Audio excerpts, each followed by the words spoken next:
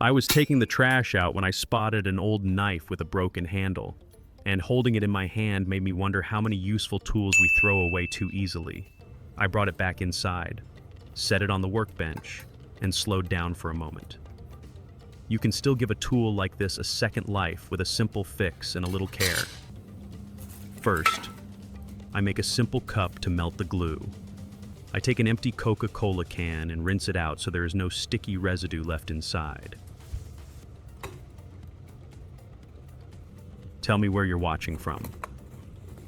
I always enjoy seeing the different cities and states you're tuning in from. Using a utility knife and a pair of scissors, I carefully cut off the top of the can and keep the bottom section. This gives me a small metal cup that can handle heat without melting. I check the edges and bend them slightly so there are no sharp spots that could cut my hand later. This little cup is perfect for holding hot glue, and it is something you probably already have in your recycling bin. Next, I prepare the hot glue. I take a few hot glue sticks and cut them into small pieces so they melt faster and more evenly. I drop those pieces right into the metal cup made from the soda can. Cutting the glue first saves time and helps you control the melt later.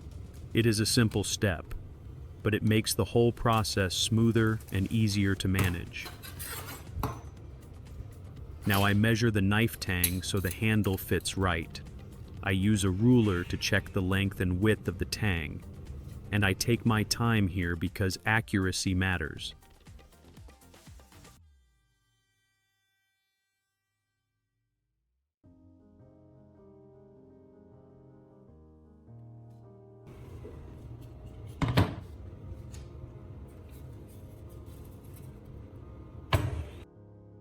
Based on those measurements, I mark 3 small pieces of wood that will become the mold for the handle. I cut the wood carefully so the pieces line up straight and tight. These wood blocks will hold everything in place later, so it is worth getting clean cuts and square edges from the start.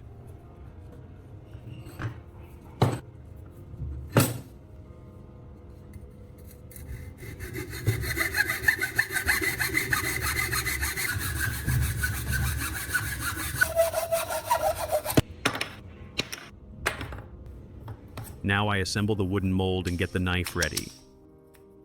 I take the 3 wood pieces I cut earlier and screw them onto a larger board so they stay solid and do not move. I check that the inside space matches the shape of the handle I want.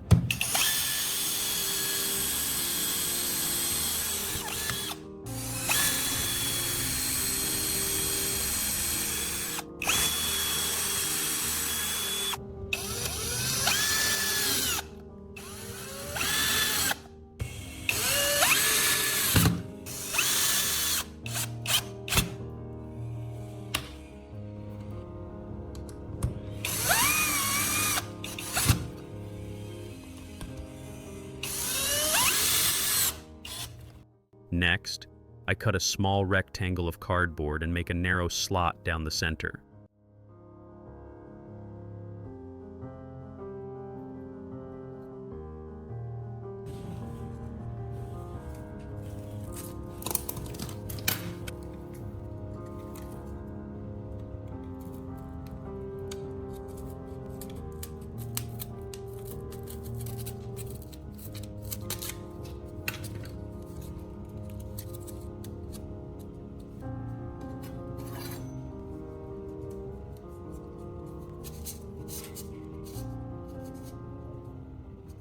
I slide the knife tang through that slot so the blade stays centered and protected. The cardboard also helps seal the mold later. Before moving on, I put on gloves and set everything on a flat surface. This setup keeps the knife steady, keeps your hands safe, and makes the next step much cleaner and easier. Now I mix the material and pour the handle.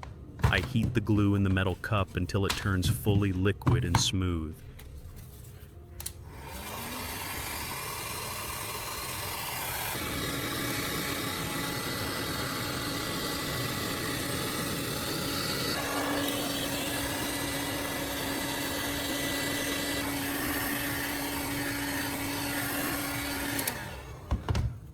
Once it is ready, I add baking soda little by little and stir slowly. You do not rush this part. You want a thick, even mix that will hold its shape. When the mix looks right, I pour a thin layer into the bottom of the wooden mold first.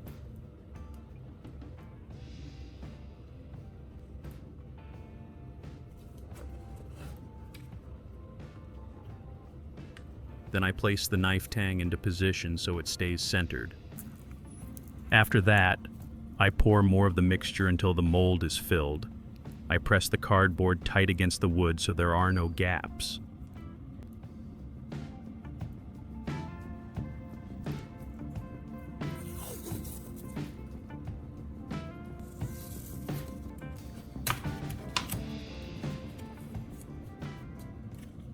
I add a little more heat and use a flat tool to level the surface.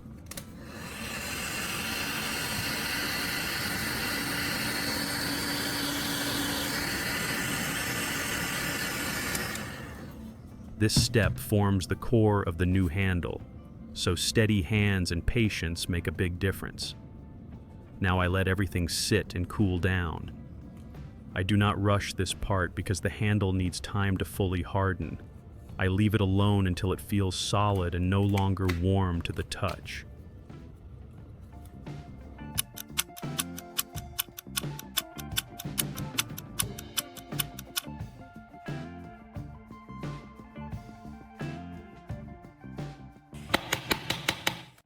Once it is ready, I start removing the screws and gently separate the wooden mold pieces.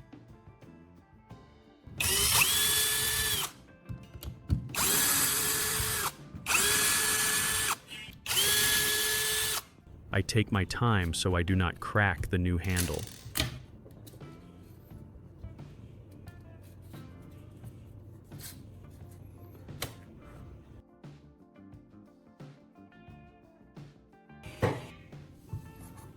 As the mold comes apart, the handle shape is finally revealed around the knife tang. I check that it is firm and bonded all the way through. At this point, you can already feel the strength. The knife is solid again, and now it is ready for shaping and finishing. Now I take the grinder and gently round over the sharp edges of the new handle.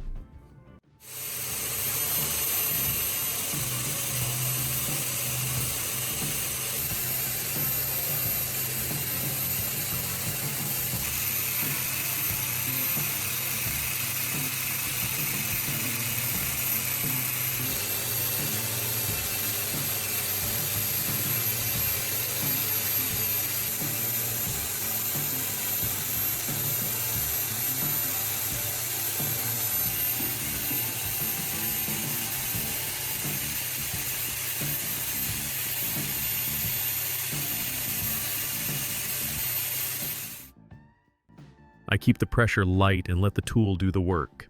In just a few passes, the handle starts to feel comfortable in the hand and balanced again. Now I use a utility knife to trim the small extra edges and clean up the shape. I work slowly, shaving off thin bits at a time. This step lets you fine-tune the handle so it fits your hand naturally and looks clean.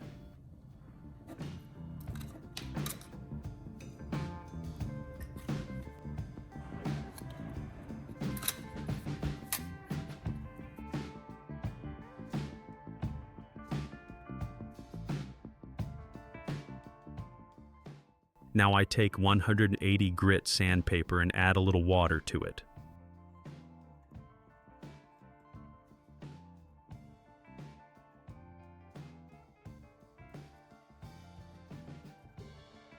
I sand the handle slowly and evenly, turning it in my hand as I go. The water keeps the dust down and helps the surface smooth out faster.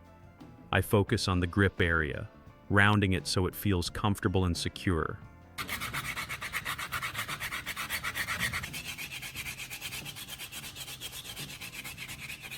After a few passes, the handle feels smooth, solid, and ready to use without any sharp spots. Now the knife feels solid in your hand again and ready for real work. You turn something broken into a useful tool. If you enjoy simple fixes like this, hit like, subscribe, and share this with someone who still likes making things work again.